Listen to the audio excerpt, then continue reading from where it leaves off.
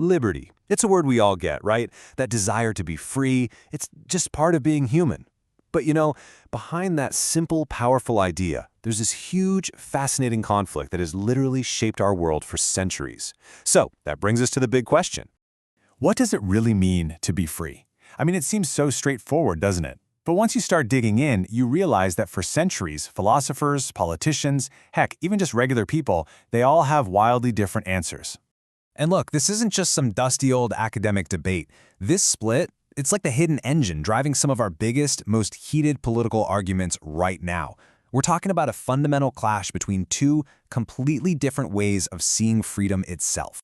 All right, so let's jump into the first idea. It's called negative liberty. And the key phrase you're going to want to remember here is freedom from.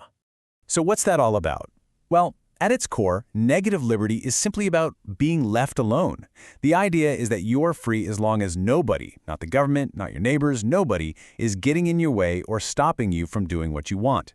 It's all about removing those external obstacles. The philosopher Thomas Hobbes had this really elegant way of putting it way back in the 17th century. He called it the silence of law.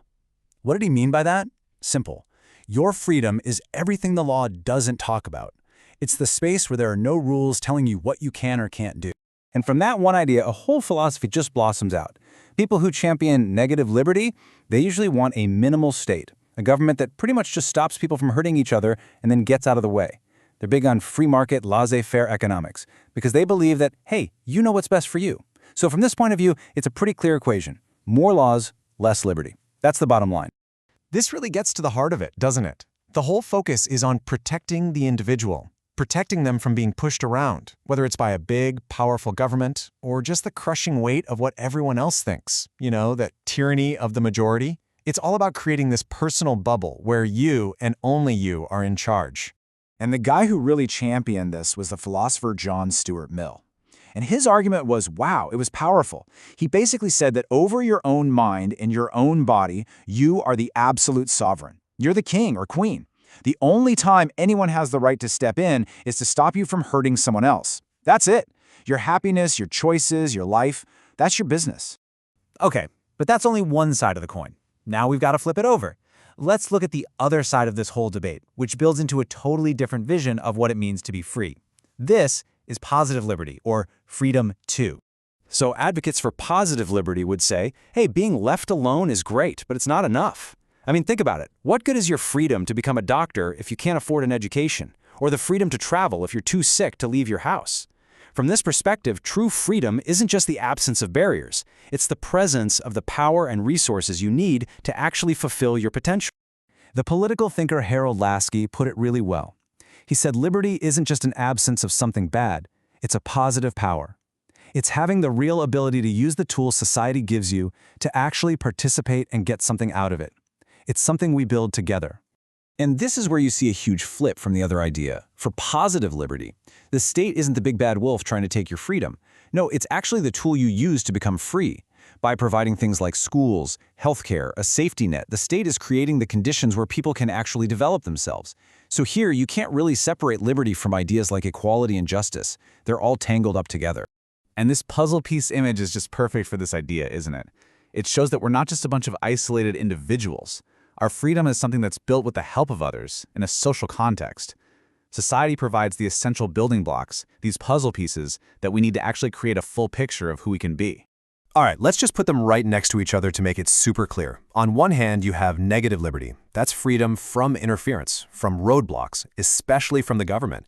On the other hand, you have positive liberty. That's freedom to fulfill your potential, to be your own boss because you have access to real opportunities. See? Two totally different answers to that one simple question. Now, for a long, long time, people saw this as a choice. You're either in camp negative or camp positive. But what if that's too simple?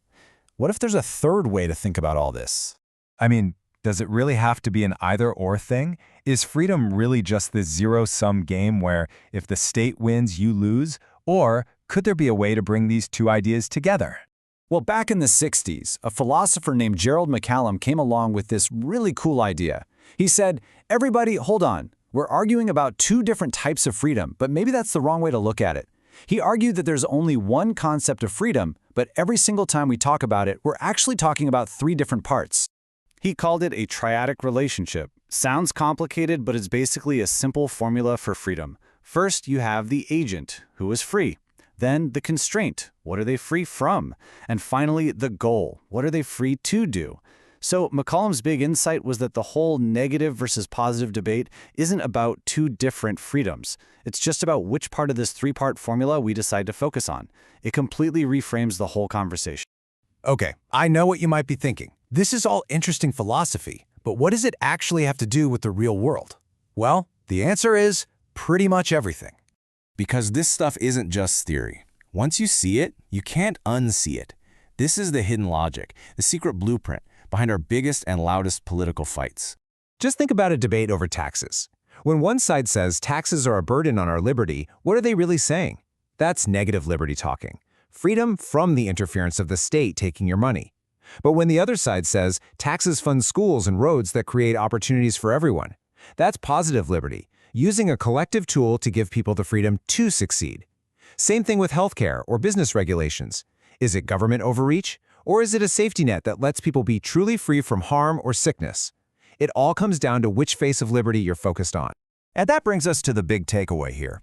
You're going to hear the word freedom thrown around all the time in politics, but it's almost never defined. But now, you've got the tools to cut through the noise. So next time a politician promises you more freedom, you can ask the most important question of all. Which kind? Are we talking about freedom from something or freedom to do something? And just by asking that question, you're no longer just hearing a slogan. You're getting to the very heart of the debate. And that right there is a super powerful way to make sense of the world.